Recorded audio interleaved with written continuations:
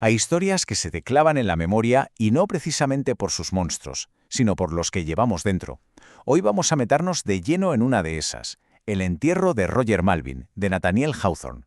Es, en esencia, una fábula oscura, casi una herida abierta, que trata sobre una promesa, una mentira y el precio, a veces terrible, de la culpa.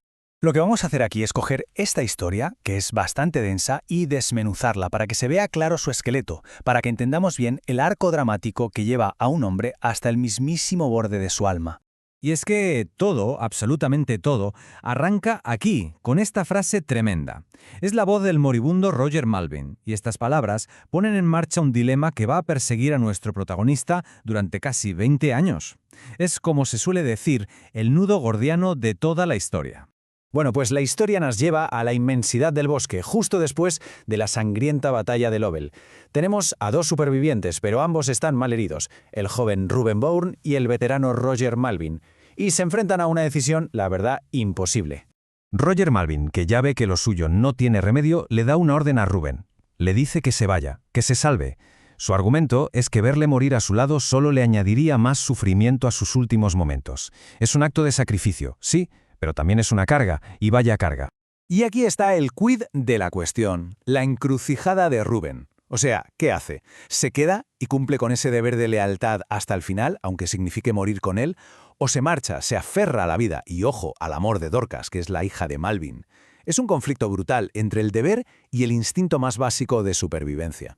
Reuben, que está hecho un lío, incapaz de quedarse pero atormentado por la idea de irse, hace un juramento solemne.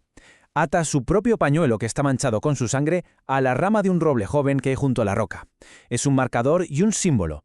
Jura por esa sangre que volverá, que le dará a Malvin una sepultura digna. Reuben sobrevive. Consigue volver a la civilización, pero una parte de él se ha quedado en el bosque.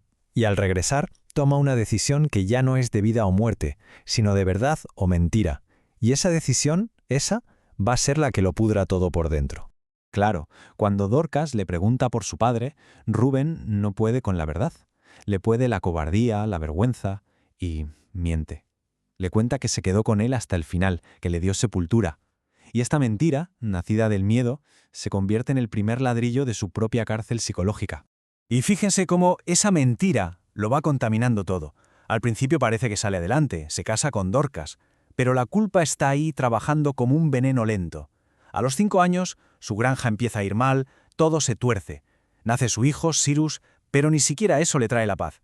Y así, 18 años después, es un hombre arruinado que no tiene más remedio que volver al bosque. Y claro, de aquel Reuben joven y valiente no queda nada. En su lugar hay un hombre sombrío, irritable, siempre melancólico. La promesa que no cumplió y la mentira que la esconde se lo comen por dentro. Vive como si hubiera cometido un crimen, porque en cierto modo ha matado lo más importante, su propia tranquilidad. Y con esto llegamos al clímax de la historia. 18 años más tarde, Reuben, con Dorcas y su hijo adolescente, Cyrus, vuelve al bosque para empezar de cero. Pero, sin él saberlo, hay algo, una especie de destino o de culpa, que lo está guiando de vuelta al punto de partida. El destino, o quizá la culpa, es un círculo perfecto. Han vuelto ni más ni menos que al mismo lugar donde abandonó a Malvin. Y la fecha es escalofriante. Es 12 de mayo, el mismo mes en que hizo su juramento. Todos los elementos para que ocurra la catástrofe están ya sobre la mesa. La familia monta el campamento. Reuben sale a cazar, deambulando casi como un sonámbulo. De repente, oye un ruido entre los arbustos. Algo o alguien se mueve. Su instinto de cazador se dispara y sin pararse a pensar, levanta el fusil. La tensión, se puede cortar con un cuchillo. Y aprieta el gatillo. Un único gesto. Un gesto que no tiene vuelta atrás. El eco del disparo resuena en el bosque. Y en 18 años de culpa silenciosa. Y ahora, claro, llegamos al meollo, al corazón más oscuro del relato. El disparo no ha sido en vano, no, pero su objetivo va a traer la expiación más sangrienta que uno pueda imaginar. Lo que descubre es una auténtica pesadilla.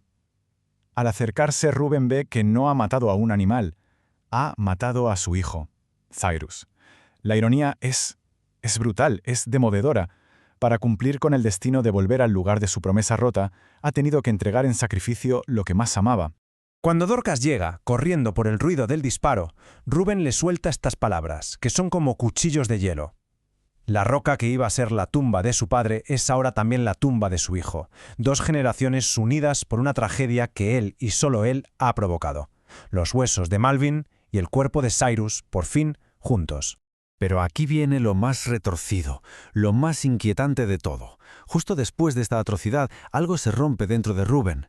La maldición, esa culpa que lo ha ahogado durante 18 años, se esfuma. La sangre de su hijo ha pagado la deuda de su promesa. Y por fin, después de tantísimo tiempo, puede rezar. Es terrible, pero es así. Encuentra la paz a través del horror más absoluto. Vale, vamos a parar un momento y a analizar qué nos está contando realmente Hawthorne con todo esto. Porque no es solo un cuento de terror, es una exploración psicológica profundísima que se apoya en símbolos muy potentes.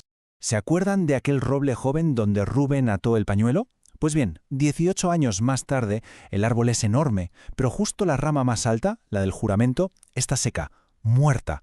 Es un espejo perfecto de lo que le ha pasado a Reuben. Por fuera, un hombre. Por dentro, su alma está muerta por la culpa.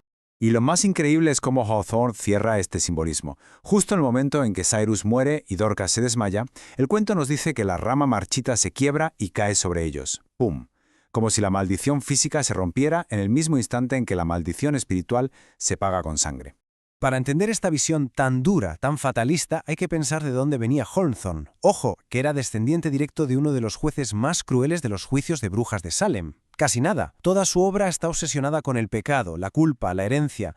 En fin, que el relato toca temas que son universales, como la culpa que no se cuenta te corroe por dentro, esa lucha eterna entre sobrevivir y hacer lo correcto, la idea puritana de que el pecado exige un pago, a menudo con sangre, y sobre todo, cómo un pasado que no se cierra te acaba destrozando el futuro. Y así llegamos al final, con la pregunta que se queda flotando en el aire. ¿De verdad, hacía falta llegar a este extremo? ¿Era necesaria esta tragedia tan espantosa para que el alma de Reuben Bourne pudiera por fin liberarse? Es una pregunta muy incómoda, y la respuesta, o la falta de ella, es seguramente lo que hace que esta historia se te quede grabada a fuego.